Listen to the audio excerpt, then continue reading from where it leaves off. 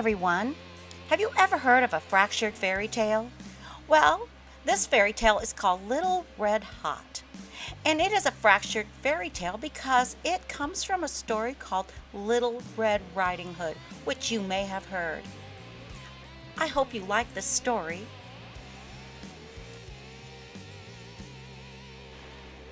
This story is written by Eric A. Kimmel and illustrated by Laura Huslika Beath. Once upon a time, there was a little bitty Texas gal called Little Red Hot. Folks called her that because she ate red hot chili peppers. She ate peppers for breakfast, lunch, and dinner. She ate pepper ice cream for dessert. She had hot pepper cake for her birthday with jalapenos on top instead of candles. Folks used to say that Little Red Hot could eat fire out of a stove. Little Red Hot would answer, "No, I couldn't do that. Fire isn't hot enough."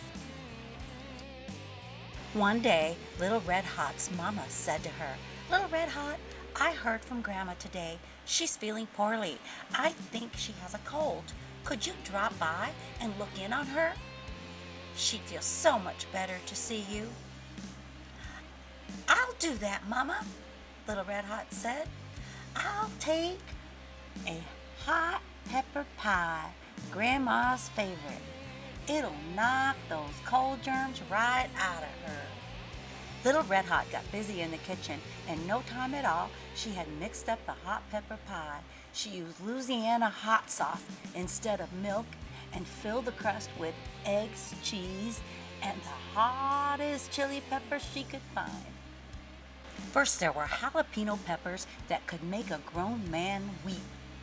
Then there were Tabasco peppers that could knock over a longhorn, and habanero peppers that could take the paint off the wall, and the Naga Jolakia peppers from India, one of the hottest peppers in the world. Each one came with a warning label. Little Red Hot put the pie in the oven to bake. She didn't have to turn the oven on. That pie was so hot it baked itself. Little Red got on her pony and set off for Grandma's house. Along the way, she met up with Pecos Bill and his cowboys. "Hey, Little Red Hot, where are you going?" they called to her. "I'm taking hot pepper pie to Grandma. She has a cold," Little Red Hot said. "Now, you be careful on your way to Grandma's house," said Pecos Bill. "We just talked to 3 little tamales. They say that Senor Lobo, the big bad wolf, is prowling around the neighborhood. You keep an eye out for him." "I'll do that, Pecos Bill," Little Red Hot promised. No sooner had Pecos Bill and the cowboys ridden out of sight when Little Red Hot saw a big gray animal loping toward her. "Hold it right there! Don't you come any closer!" Little Red Hot yelled. "I know who you are. You're Senor Lobo. Pecos Bill warned me about you." The big gray animal stopped running. "You got me all wrong, miss," he said. "I'm not Senor Lobo. I'm Senor Coyote. I may be tricky, but I won't hurt a fly." "You're mighty big for a coyote," said Little Red Hot. "You're mighty smart for a little girl, and pretty too. Where are you going?" "I'm going to visit my grandma. She's feeling poorly," said Little Red Hot. "What a good little girl. You tell your grandma I hope she feels better." And off he went. Of course, that big scary animal wasn't Senor Coyote at all. It was Senor Lobo, and Little Red Hot had no business talking to him. But it was too late to do anything about that now. Even worse, Senor Lobo knew the shortcut that took him straight to Grandma's house. He stepped up to the front door and knocked. Little Red Hot, is that you? Grandma said. Senor Lobo made his voice sound like Little Red Hot. Yes, Granny, I heard you were sick. I hope you're feeling better. Oh, yes, I'm feeling better already now that you're here.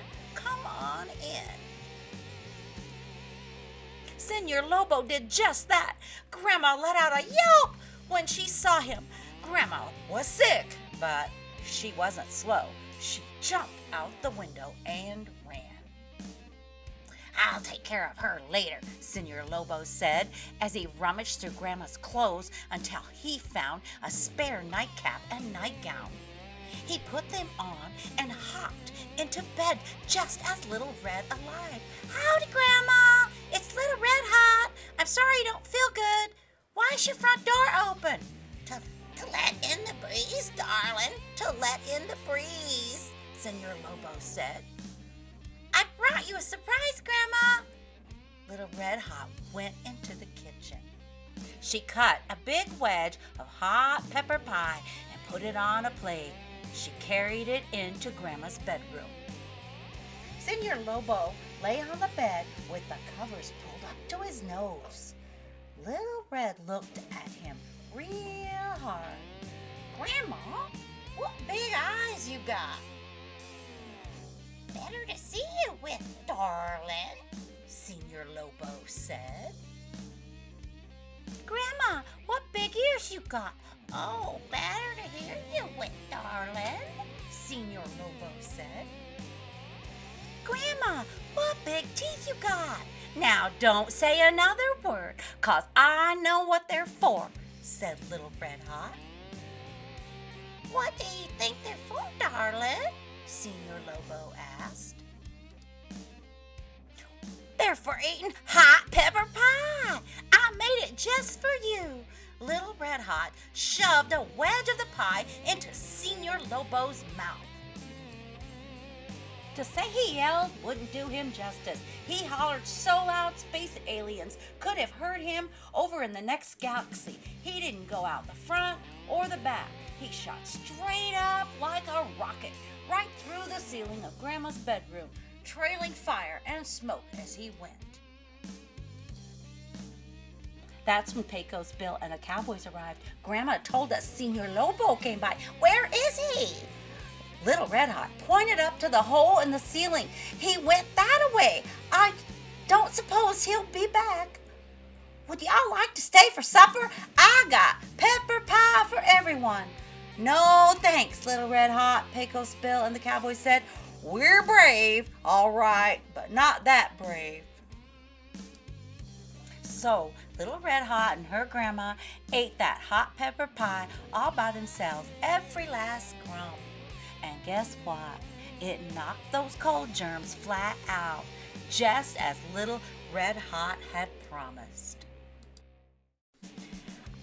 That's the end of the story. I sure hope you liked this story, and if you did, maybe you'd like to read the first one, the one called Little Red Riding Hood.